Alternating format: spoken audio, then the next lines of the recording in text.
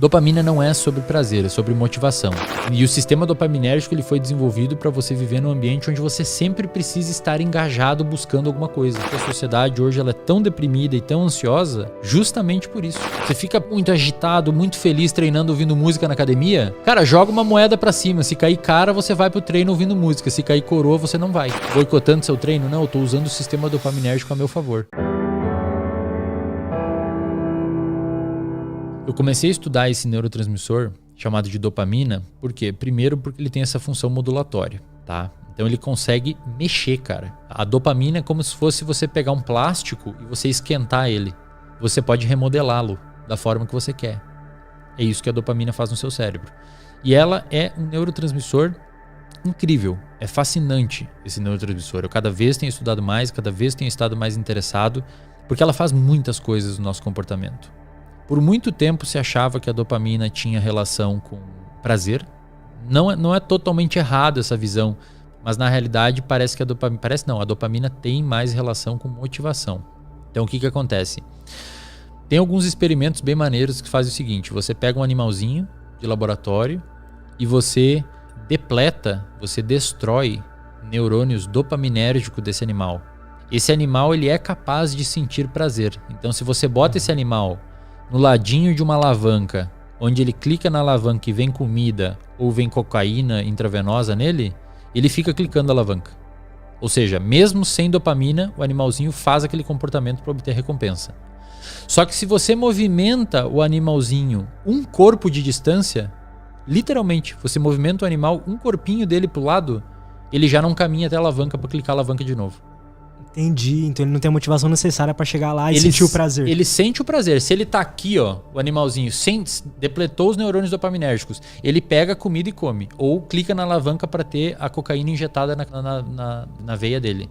Só que se você move, é massa os estudos, você pega o animalzinho com a mão, bota ele um corpo de distância da alavanca, ele já não clica mais na alavanca. Cara, porque a dopamina tem a ver com ele ir até a substância. A dopamina tem a ver com quando você quer buscar um prazer que está fora do seu corpo. Tem um outro experimento muito clássico que determinou esse papel da dopamina na motivação e não necessariamente no prazer, que ampliou ainda um pouquinho mais isso. É um experimento do grupo do professor Schultz, o cara que mais sabe sobre sistema de recompensa e dopamina. Ele ensinou o macaquinho a ficar numa cadeira. E ele ensinou pro macaquinho que suquinho de laranja, maçã é gostoso. Então ele primeiro, antes de mais nada, ele abriu a cabeça do macaquinho e botou um eletrodo lá no núcleo accumbens, que é a região do centro de recompensa no cérebro do macaco. E esse eletrodo consegue identificar a atividade neuronal dessa região. Então quando essa região aumenta a atividade, o eletrodo consegue detectar, significa que o animal está sentindo prazer. Ou que tem aumento de dopamina, tá? O que ele viu? Ele pegou o macaquinho, deu um suquinho de laranja, um suquinho de maçã, ele viu que explodiu a quantidade de dopamina no cérebro do animal. O animal sentiu prazer. A dopamina também é sobre prazer, mas mais sobre motivação, porque você consegue sentir prazer sem dopamina. Aí ele ensinou o macaquinho que sempre que acender uma luzinha no teto, ele vai receber o suquinho.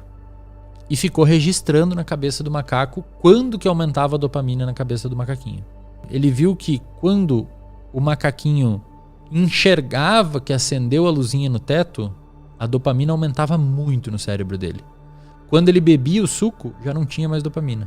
Entendi. Ou seja, quando o sinal do prazer chegou, a dopamina subiu. Quando ele sentiu o prazer e recebeu a recompensa, já não tinha tanta dopamina. É tipo o iFood. É tipo o iFood, é tipo aquela pessoa que tá assistindo um filme e vê alguém fumando no filme. Cara, quando você vê o gatilho, a sua dopamina explode. E a dopamina faz você pegar o cigarro e fumar. Quando você fuma o cigarro, talvez nem tenha tanta dopamina. Então a dopamina ela é sobre antecipar a recompensa, não sobre a recompensa em si. O que acontece, cara?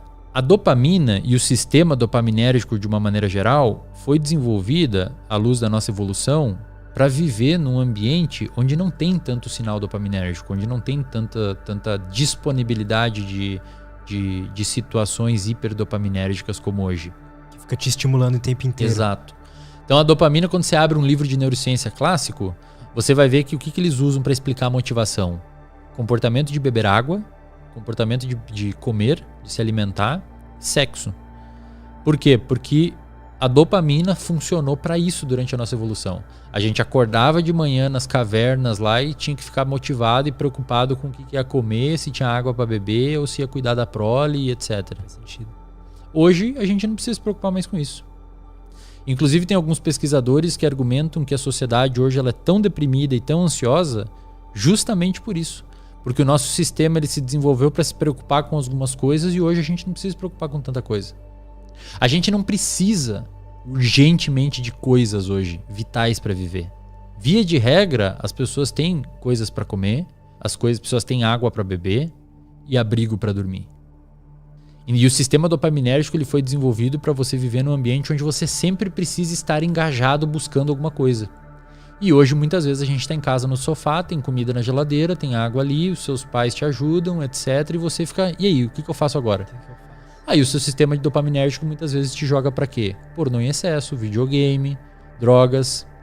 Por quê? Porque essas coisas, elas jogam muito dopamina. Jogam pra você, muita né? dopamina. São comportamentos hiperdopaminérgicos. Muito. Os jogos de videogame, por exemplo, são desenvolvidos para liberar muita dopamina. O sexo, a pornografia, naturalmente libera muita dopamina. Aí o que eu comecei a estudar, cara? Eu comecei a perceber... Quando a gente fala, por exemplo, de um comportamento adicto, de uma pessoa viciada, é uma pessoa dependente química.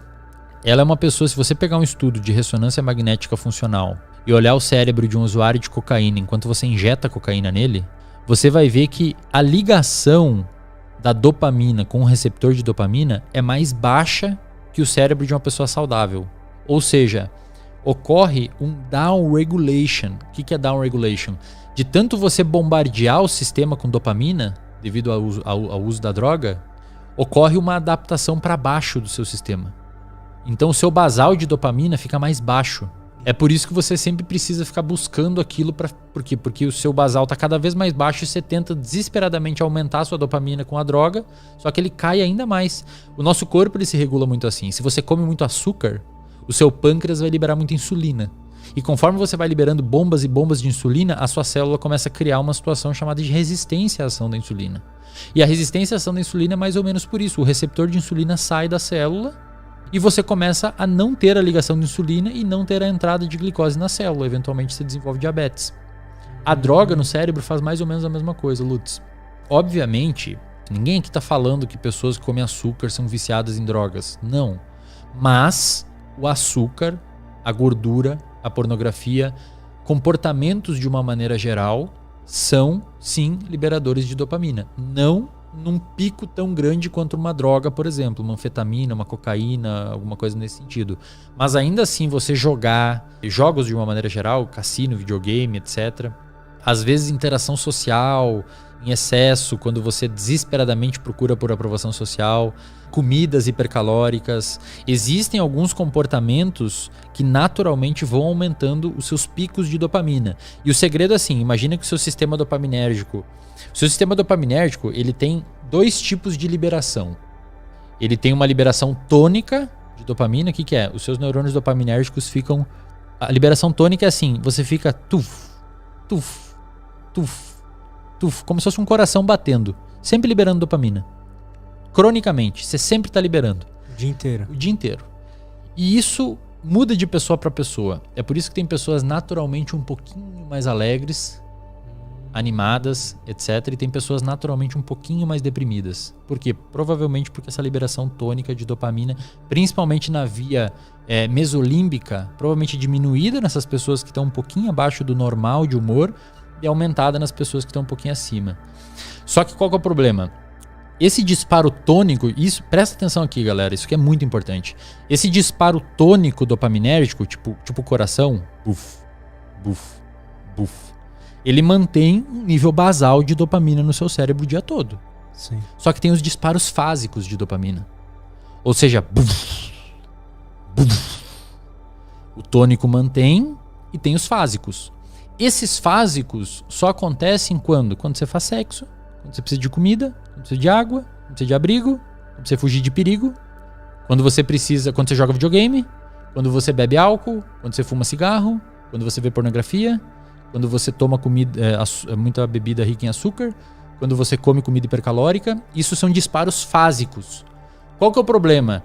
Quanto mais você der disparos fásicos dopaminérgicos, mais o seu sistema se down-regula, vai para baixo, e aquele disparo tônico começa a ficar... Entendi.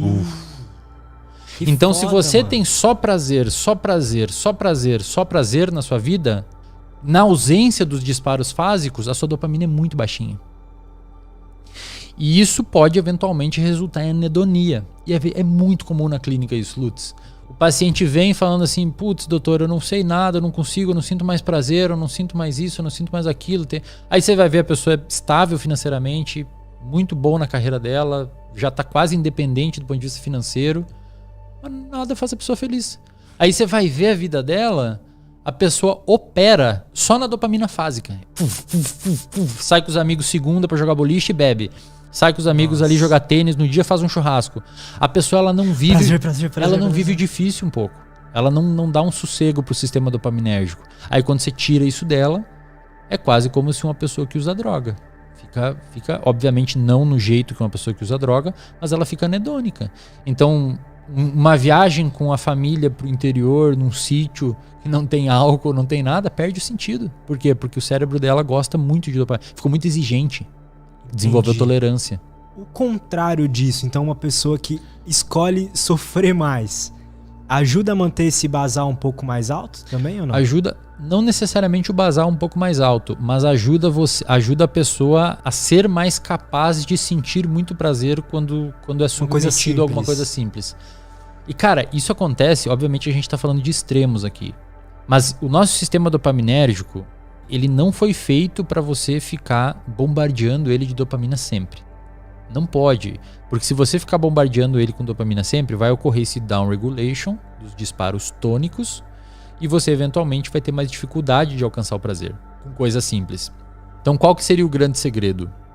O que a gente chama de reforços intermitentes. Ou seja, você não precisa ficar sem os disparos fásicos dopaminérgicos. Só faz isso com espaços de tempo. Faz uma agenda de dopamina, digamos assim.